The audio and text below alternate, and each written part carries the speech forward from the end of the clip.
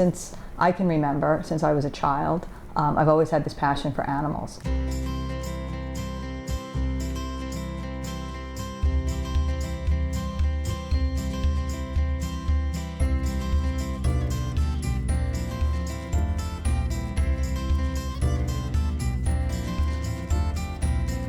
My name's Pamela Goldsmith. I'm the founder of Big Hands Little Paws. I am a native New Yorker. I've been living here virtually all my life. Right now I'm living in Williamsburg, been here for a couple of years. Came via Long Island City, and before that in Manhattan for, well, probably 22 years. And then I'm a Long Island gal, so before that. I grew up in a family that loved animals, and everyone had a cat, a dog, or both. And I think I was very fortunate to have that because it imparted in me a love and affinity for animals.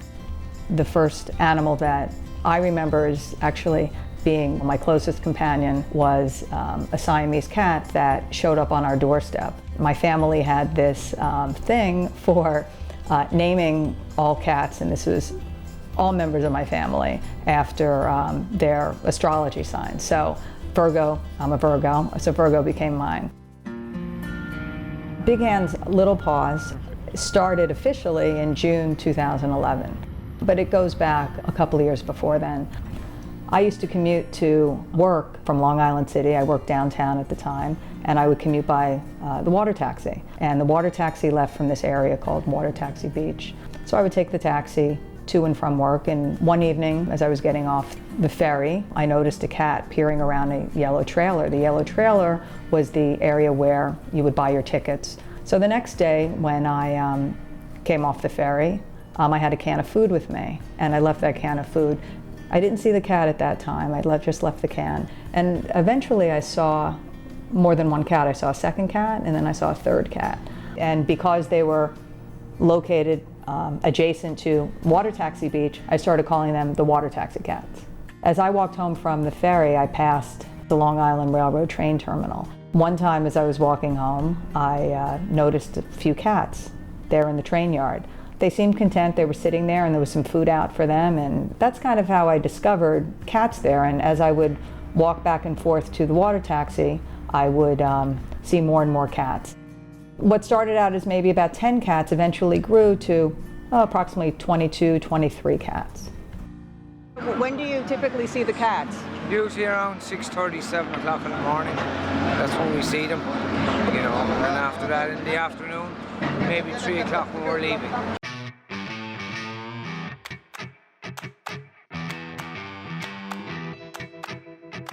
I got the idea to start Big Hands Little Paws when I was in the process of moving from Long Island City. I felt this responsibility for these two colonies that I had cared for almost 2 years. So I looked for a volunteer to take over for me. Unfortunately, I was not successful with that, and I got the idea to start an organization that I had dreamed of starting. Big Hands Little Paws was a blessing to come into my life because, up until then I was sort of wondering. It's very difficult because you want to do something. The sooner that we get the word out to people, even though, it may seem like people know, they don't. I don't know how many people going to pet stores versus adopting from shelters, and I think that there's this misconception that, shelter dogs are somehow damaged goods. It's not true. With a little bit of work, love, and it certainly does take a lot of effort from different people, and I think that's what we have at Big Hands Little Paws is support. The mission of Big Hands Little Paws is simple. It's to improve the lives of animals. We do that by providing direct care, sheltering, and feeding of the animals, facilitating fostering and adoption of the animals, and also education and outreach. This is a shelter or a feeding station that one of our volunteers built, and it's just a great feeding station.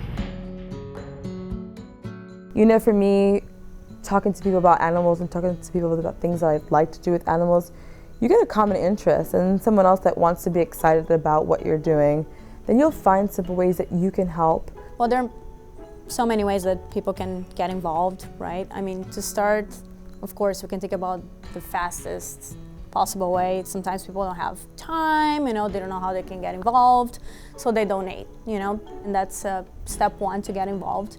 But of course, we're looking more into being aware of what adoption means, of what fostering is. So there are many ways that people can help Big Hands Little Paws. First, they can volunteer.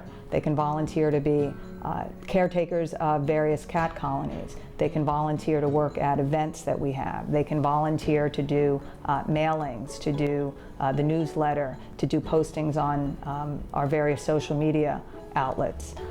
They can foster. The important thing about fostering is that I guess people underestimate the real value of it, because it actually sometimes takes them off the kill list, because there are a lot of shelters. People don't really get informed that much if there's a no-kill shelter, if it is, and they don't realize that sometimes they're actually saving that pet's life just by fostering them for a month or for a week or whatever that is. I'm pretty much pro grassroots in any level. I think everything needs to start small. The more that you talk to basic people, the better that you can have a community of people who care. They say it takes a village to take care of a child.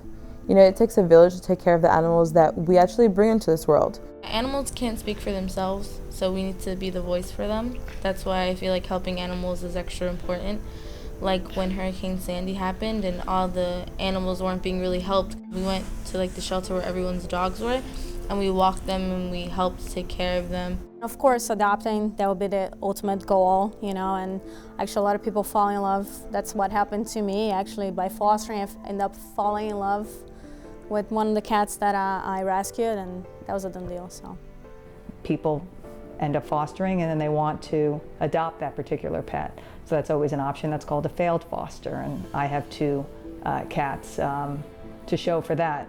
By just fostering, you're saving the life of an animal, and it's a wonderful thing, and it's needed in this organization. We hope to inspire people, and that can be in just so many different ways. It can be in, donating, and donating doesn't, have to be money. It could be your time. It's certainly appreciated by us, the organization, and by these guys.